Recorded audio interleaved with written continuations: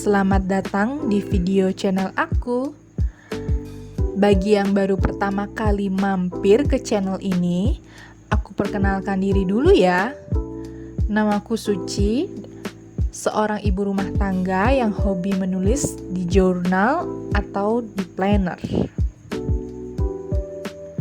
Video kali ini aku bakal membahas topik yang jadi concern para orang tua zaman sekarang ya, yaitu soal dana pendidikan.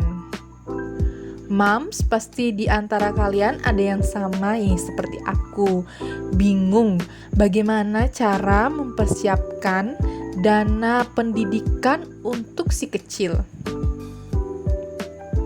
Berapa nominal yang harus dipersiapkan, atau kapan sebaiknya kita mulai menyiapkan dananya ya? Nah, semua itu akan aku bahas dengan cara sesimpel mungkin biar moms semua bisa tercerahkan nih. Tapi aku mau disclaimer dulu ya, bahwa aku ini bukan seorang financial expert atau ahli dalam perencanaan keuangan.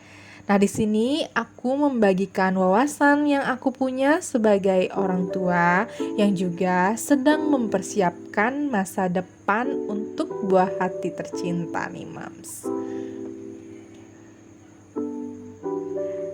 Nah, di akhir video nanti aku juga akan membagikan template berupa saving jars yang bisa di-print buat Mams semuanya, dan itu gratis ya. Linknya nanti akan ada di akhir video ini ya, Mams. Silahkan Mams yang ingin mempersiapkan alat tulis atau sarana untuk mencatat lainnya. Nah, sebelumnya aku juga mau mengingatkan nih untuk subscribe ke channel ini agar Moms mendapatkan info terupdate lainnya seputar jurnal, planner, budgeting, atau perencanaan keuangan. Baiklah, aku langsung ke topik utamanya ya, Moms. Pertama, soal menghitung perkiraan biaya pendidikan. Nah, dalam hal ini kita perlu menyusun dulu beberapa elemen ini. Nah, ini dia beberapa indikator yang perlu kita lihat. Pertama adalah jenjang pendidikan anak. Misal kita buat saja dari tingkat PAUD sampai kuliah. Lalu, lama masa pendidikan masing-masing jenjang. Kemudian, berapa lama waktu persiapan ke setiap jenjang pendidikan. Terus yang keempat nih, biaya sekarang versus future value atau biaya di masa depan. Kemudian, semua elemen tersebut kita susun ke dalam tabel seperti ini. Nah, jenjang pendidikan kita bisa tulis di kolom ini ya.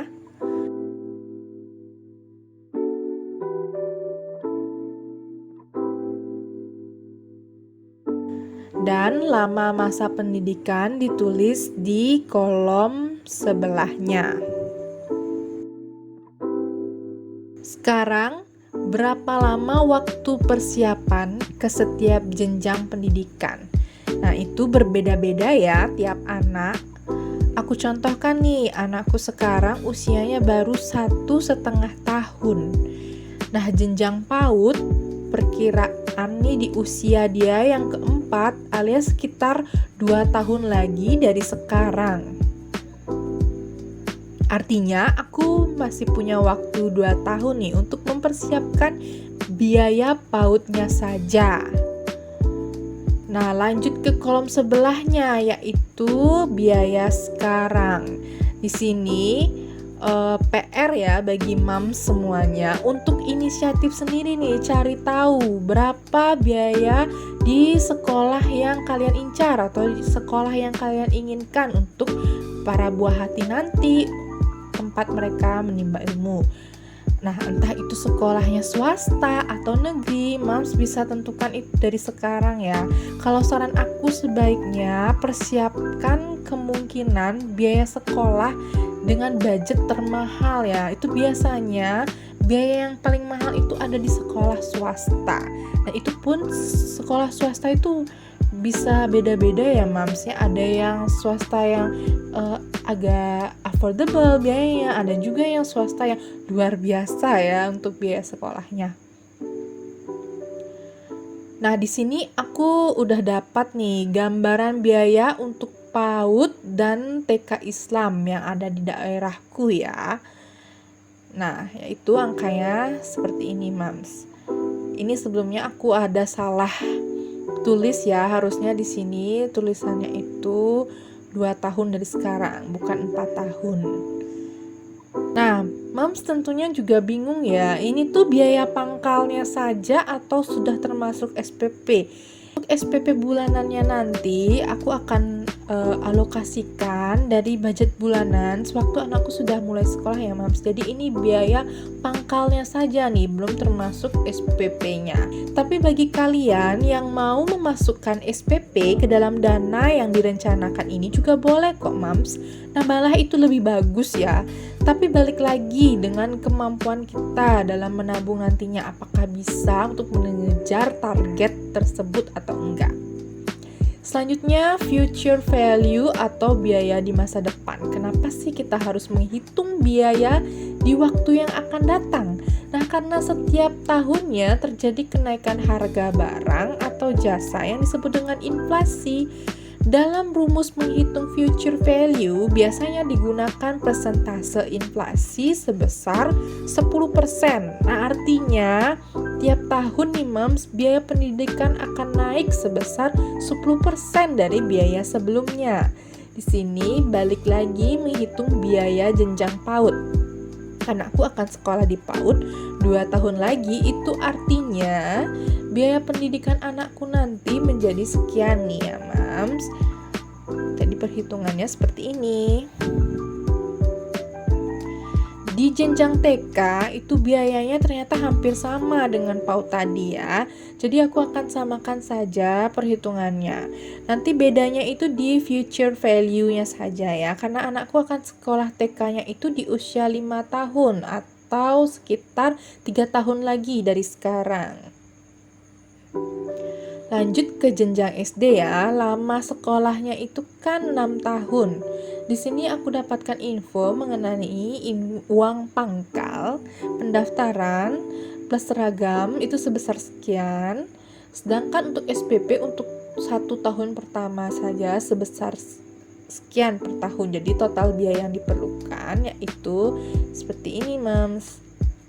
Nah, sekarang menghitung biaya masa depan yaitu 10% dikali biaya sekarang dikali perkiraan waktu yaitu 4 tahun lagi ditambah biaya yang sekarang ya, didapatkanlah angka berikut ini. Sekarang Mams silakan nih sesuaikan variabel-variabel yang aku sebutkan tadi dengan keadaan atau kondisi masing-masing ya. Sekali lagi untuk angka-angka tadi itu adalah contoh dari biaya pendidikan yang ada di daerahku dan dengan lama persiapan sesuai usia anakku saat ini. Berikutnya pertanyaan penting juga, kapan sebaiknya mulai mempersiapkan dana pendidikan? Nah, idealnya itu ya, dana pendidikan sudah dipersiapkan dari si kecil masih di dalam kandungan.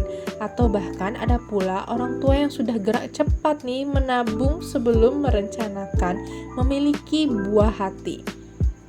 Di sini aku contohkan ya, untuk biaya PAUD sudah aku persiapkan nih dari sekarang dan target tahun ini sudah hampir rampung. Maka di tahun depan aku mulai menabung lagi untuk yang jenjang TK-nya. Tidak ada kata terlambat ya Mams, waktu terbaik untuk memulai langkah yang baik adalah saat ini juga. Pembahasan yang kedua adalah bagaimana cara menyimpan dana pendidikan tersebut. Nah, menurut yang aku baca nih, ada 2 opsi cara menghimpun dana pendidikan.